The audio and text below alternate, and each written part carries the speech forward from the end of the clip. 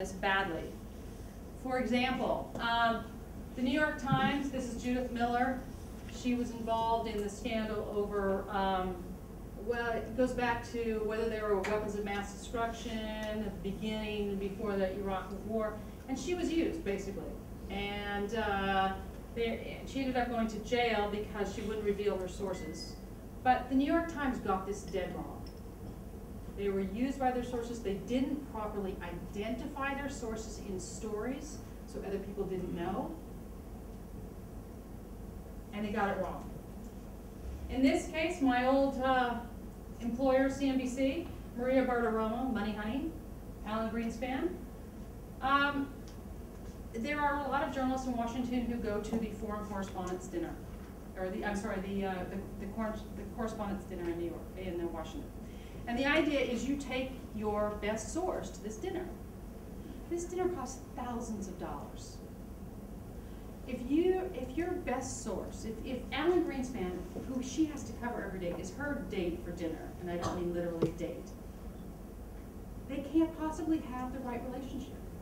It's the wrong thing to do to take your source to a $1,000 dinner. It violates all the principles. In fact, the next day after this, she got a big story and didn't know what to do with it. He said something he shouldn't have at dinner.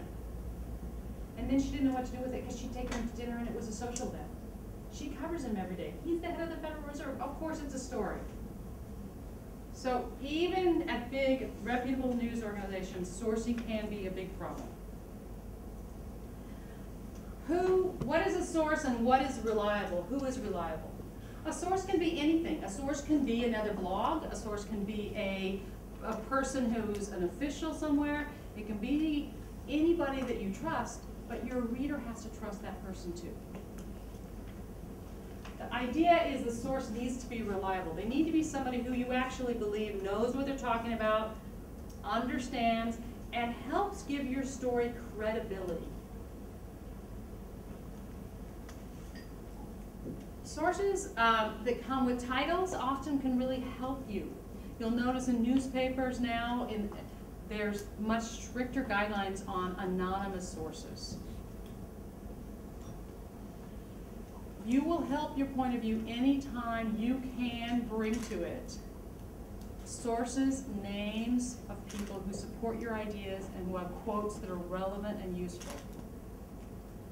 That may not be something you choose to do, but it does help give you credibility with your readers.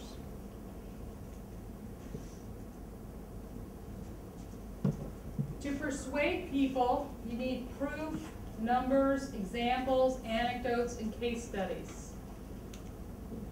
These can come from different kinds of sources as well. Quoting reports, quoting case studies, things that have happened. Providing actual examples and anecdotes that are relevant, that people believe. Remember that all good writing is really storytelling. Even straight news stories, it's storytelling. What makes stories come to life? It's people. It's examples. It's anecdotes. You can do that by quoting them. You can do that by telling stories about them. They help give your writing real depth.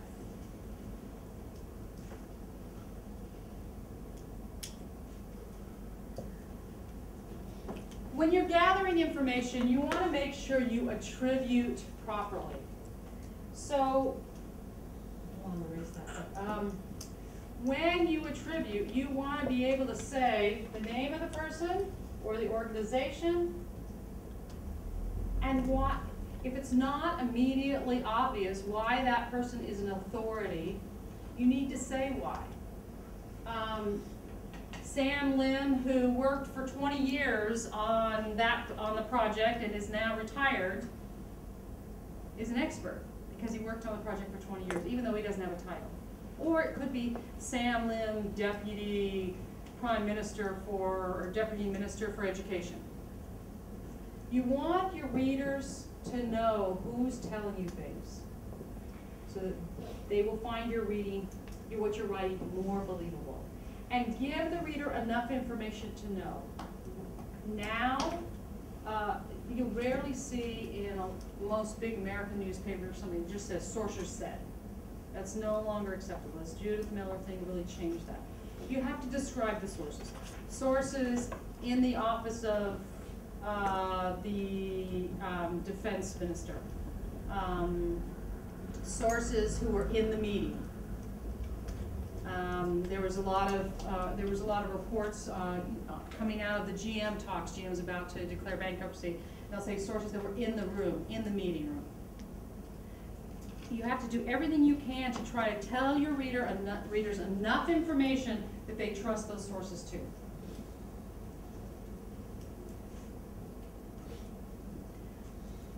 And when you use quotes or sound bites, make sure people know who they're from. So if you have quotes around something, you want to say who said it.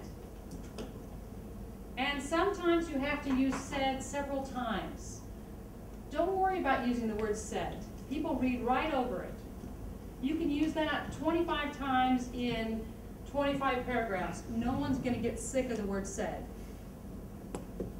It's you know how we always use long acronyms or we use short acronyms for long words when we speak? If you write out National University of Singapore, when you read it, your eyes go right over it. It doesn't take you as long as it does to say it. Same with the word said. You don't have to say exclaimed, you don't, or any of these other fancy ways of saying said. Somebody said it, great, they said it. Just say that. Just use that word.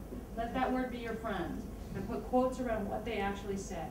Using their quote is more powerful than paraphrasing them every time. That way, the reader doesn't think you're just interpreting it the way you want to. They actually see the quote. What did they say? But here's the other thing. You must be true to your sources with quotes. It is absolutely true that in our lifetime we will say something silly or stupid that we wish we could take back, right? Or we will say something off the cuff. You can't take the person completely out of context. If it's your prime minister or another government official, they shouldn't be saying this thing now, right? That can be embarrassing.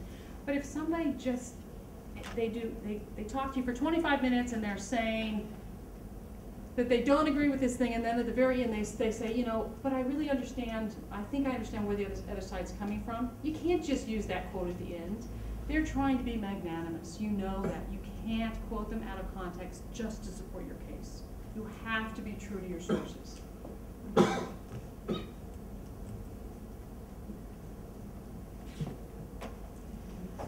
Leaks versus scoops. All too often, reporters get a leak and they call it a scoop. A scoop is great. You went out and reported, you got some information, you put together a story nobody else had, you got it first. But what's happening now, and what happens a lot in Asia and increasingly in the West, is that stuff's getting leaked. When the Bush administration leaked stuff to Judith Miller about weapons of mass destruction through somebody junior, it's not a scoop, it's a leak. They want that information out. The moment you get leaked something by somebody, a company, a government official, somebody else, your question should be, why are they giving me this? What's in it for them that they want this piece of information out? And who should I talk to make sure it's real? It's true. You may not be in that situation where you're getting leaks from people, but always ask that question. Why are they leaking it to me? The more you develop and cultivate sources, the more you get to know sources, you have the challenge of getting to know them too well. I mean, I've had lots of sources where people that I would go and have a beer with regularly, and you got to be careful with that.